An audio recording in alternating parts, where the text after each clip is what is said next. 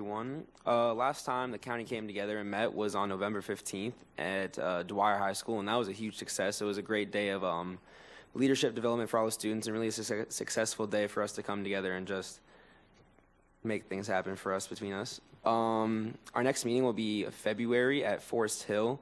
We don't have any resolutions for you guys yet, but hopefully, fingers crossed for the January meeting. Maybe we will, hopefully.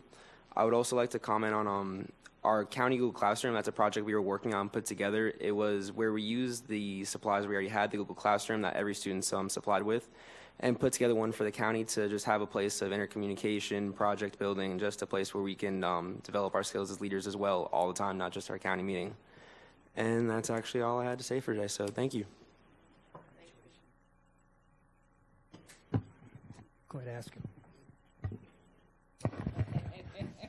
It's December, and I think you may have the answer to this. Not yet? Okay. Don't look so disgusted. You're going to get that question from him every meeting, you know. I can speak for myself and everyone in my school. We would really like to know as well, very badly. I would like to know very badly. Thank you. I just want to share, I was at a Jersey Mike's, and I walked in, and the kids were like, "Excuse me, when are we graduating from high school?" And I said, "I need to call Keith Oswald."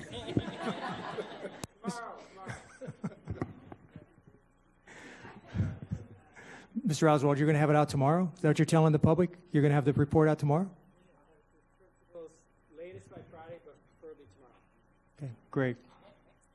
All right, so we have the audit committee report is next, and that's in report in writing. It's attached to our board agenda for the minutes are there. Construction Oversight Review Committee, Dr. Doctor.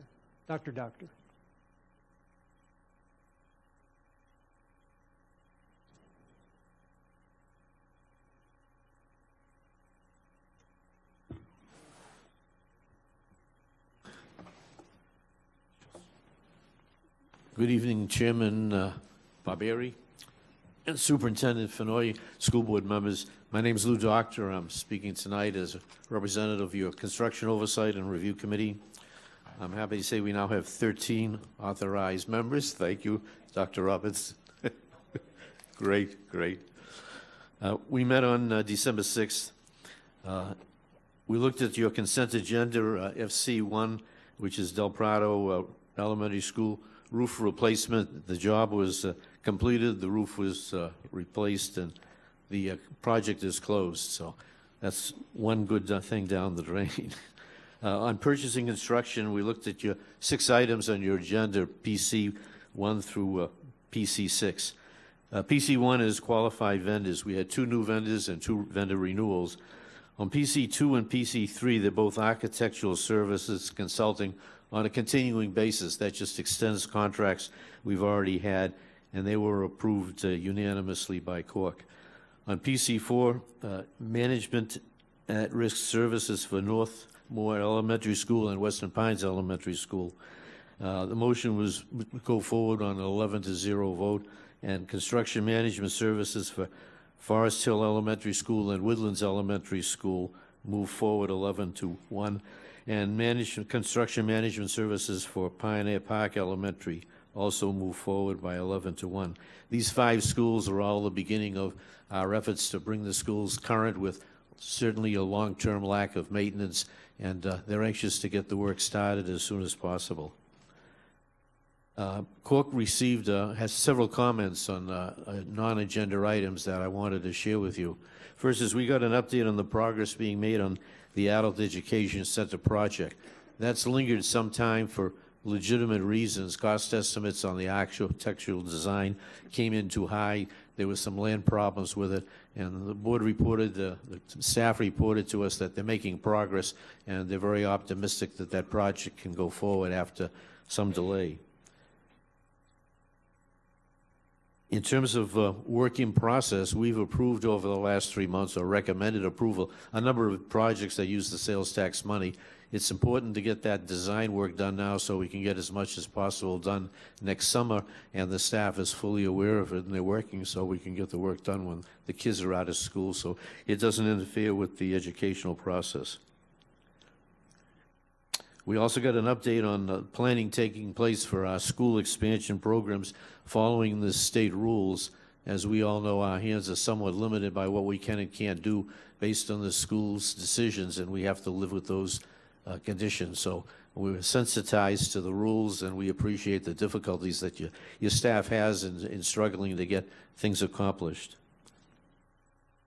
In response to a question, we were concerned that the estimates of what had to be done on maintenance and repair work with the schools was put together over the last couple of years, and now that funding has finally arrived, we wanted to be sure that the current estimates matched the original estimates, or that the principals and people responsible in the school were working closely with your staff people. We got an excellent response in terms of making sure they're talking on the same page and that they've updated their work.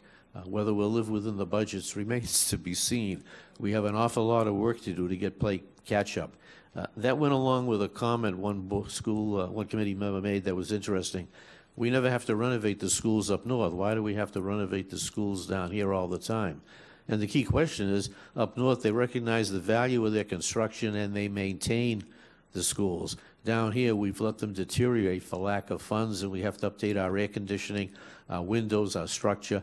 We have an awful lot of repair work to do, and in some cases, the deterioration is beyond repair. So that's something we struggle with here, and hopefully we've turned the corner with the current funding, but it's always going to be a challenge to recognize the facilities are only as good as the maintenance work we put into them.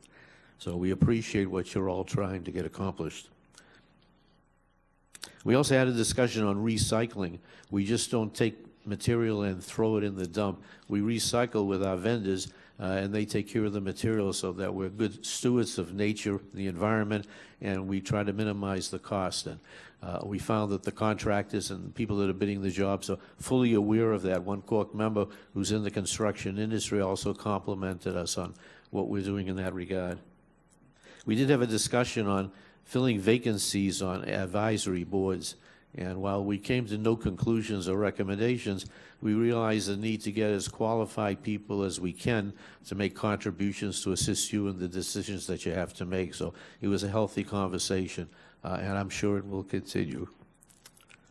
And finally, we wanted to extend our congratulations to our Cork chairman, Dave Porter, and the Whites Company for completing the Seminole Ridge High School Habitat for Humanity project for this year.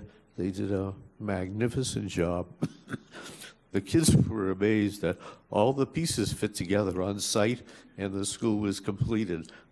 I understand also that they've had an exceptional employment history record. All the kids get multiple offers for jobs and they're working in industry. It's a great program. We need to figure out how to expand it to other schools. And appreciate you taking the time to listen to my few comments. Thank you. Thank you, Mr. Doctor. Appreciate you coming tonight. I attend those meetings on behalf of the board, and I can tell you that Mr. Doctor probably reads hundreds of pages of documents every month. It's just amazing how much stuff they read compared to even more than what we get. So thank you for your dedication and your help. It was only 1,200 this month. Thank you. Okay, the next item on the agenda are elected